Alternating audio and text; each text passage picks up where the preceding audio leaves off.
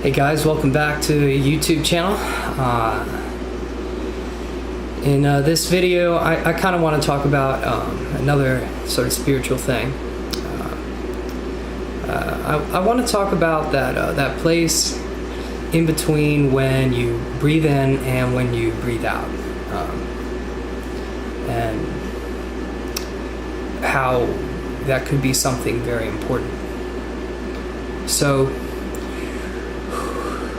I noticed that when I inhale and then exhale, at the end of that exhalation, I feel a kind of pressure. And geographically, it feels like it's in my stomach. And then that pressure to relieve it is often why I breathe in again. And notice this. Try this yourself. I think you'll feel it. So you breathe in.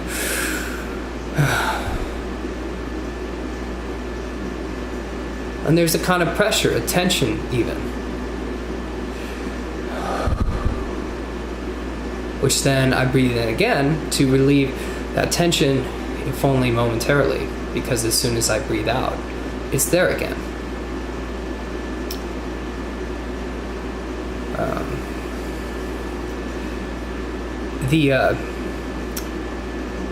Pretty much the thrust behind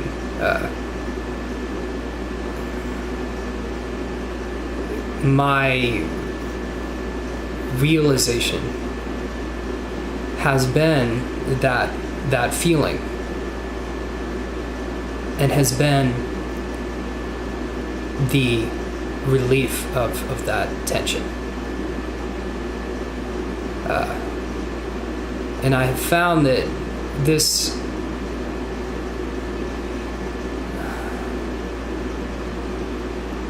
has changed the way that I feel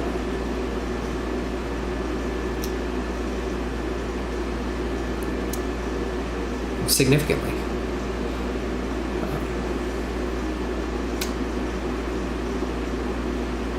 I believe that tension felt that prevents one from fully relaxing while they are exhaling. I believe that tension felt is in fact the ego. And is the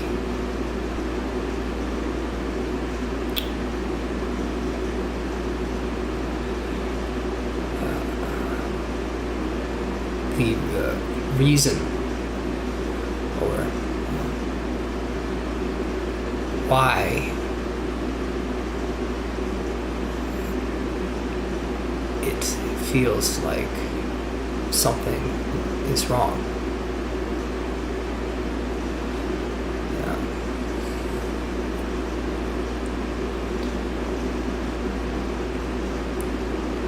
Yeah, so to me, the ego, it is thought of in all of these different configurations in the mind, but in fact it has a root cause in discomfort, which is felt at the end of an exhalation. And I've found that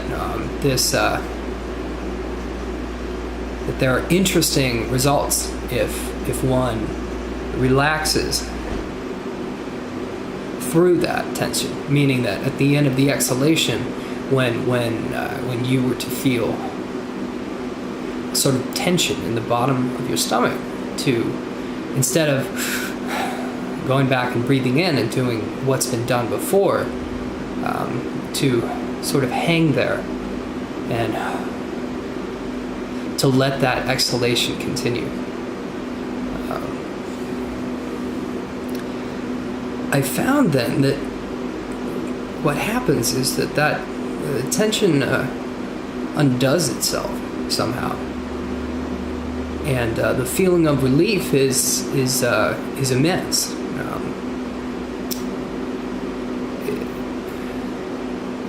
Very, very immense, very strong, very, very nice. But I think that, to sort of put this in the spectrum of a larger spiritual discussion, I think that when the sages, when they talked about, that space, I think even Buddha said this, that space in between your in-breath and your out-breath, that it was very important. I don't think that they were talking about that theoretically, but I think they were talking about the sensation between the in and the out breath. And in short, what generates or motivates the following breath. So after I breathe out, it's what causes me to breathe back in. And I know that I am in a state of resistance, to put it more conceptually, of ego, of individual will, as opposed to this the force of life or energy, which drives things. I know that because of how it feels when I breathe. And I suggest that if you're interested in these things, to try this and to see for yourself what I'm talking about.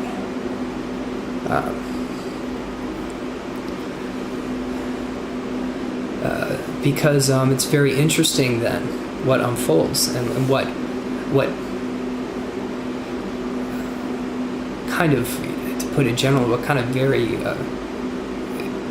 enjoyable sensations come out of relaxing through the exhale.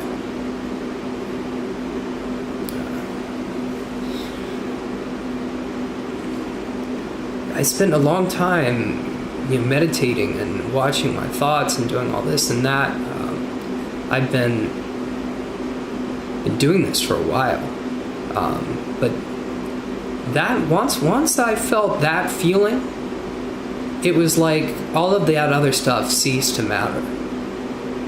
Because somehow I knew that this was the truth, or to put it more concisely, that this was the way.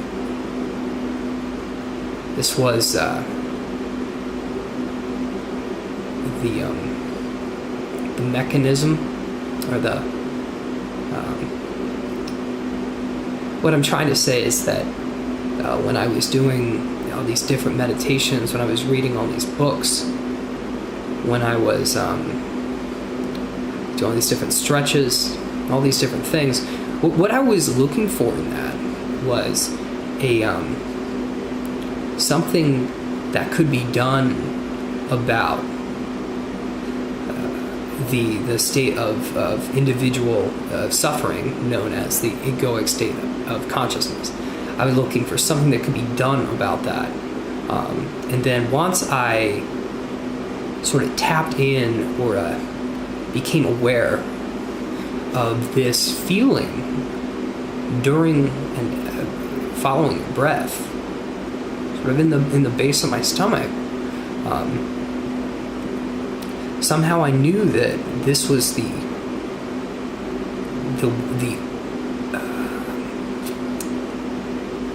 this was the tension itself, and the root of the individual will,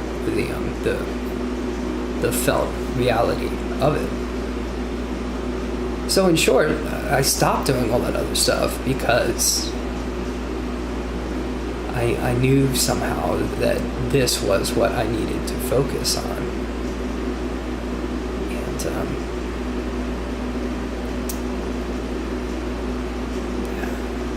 And I stopped. I never looked back.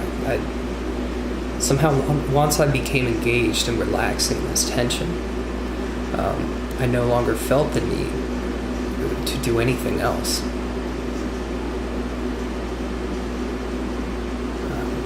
This has become the only thing that I want to do. And I think that in part, that's because I've seen how relaxing this has changed. It's changed my life in a way that I'm still coming to grips with, and in a way that is still certainly occurring, and I'm still changing. But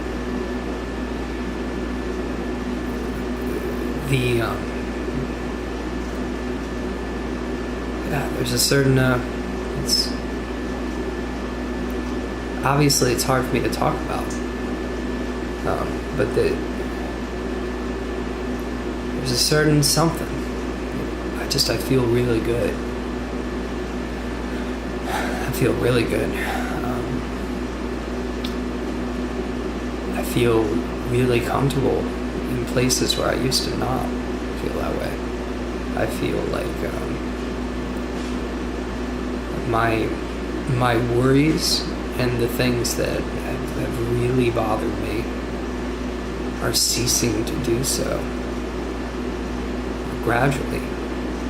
But I can feel this. I can feel how the concerns that have bothered me so much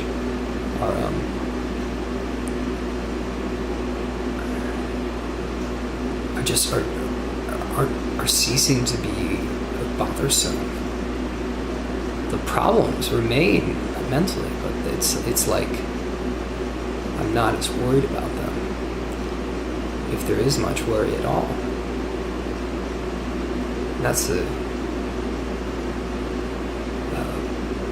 perhaps that is what is driving me, is the potential to end all of that, all of the stuff that has bothered me, that has made me dislike being alive, life. Those things that have bothered me, they're going somewhere. I don't feel them the way that I have.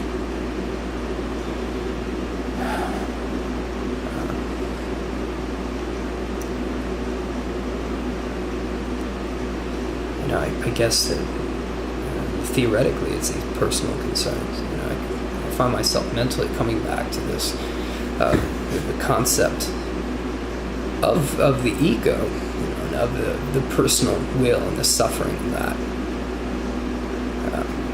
I find myself coming back to that as sort of a mental thing.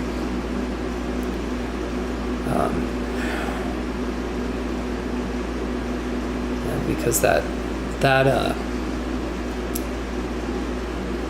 seems to be, there was a truth to that I feel like I've somehow known for so long. Like when I wanted to do things and they didn't work out the way that I wanted them to, I could feel it. I could feel something was wrong. Okay, and maybe you know what I'm talking about here. When you do something and you're doing it while you're doing it, it feels like something is wrong.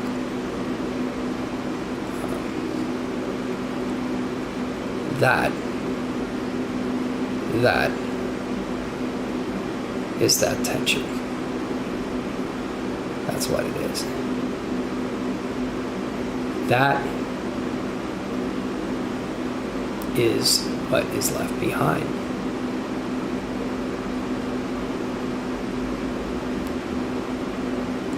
And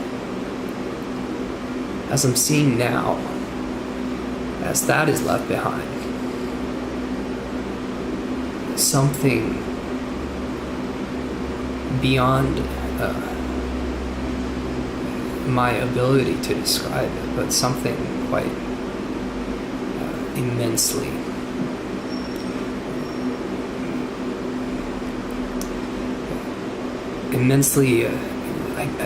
I can't find the words. Something else which doesn't feel wrong, by the way.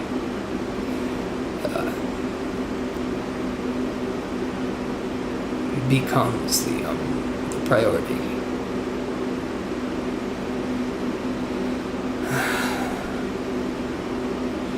Alright, I'll see y'all in the next video.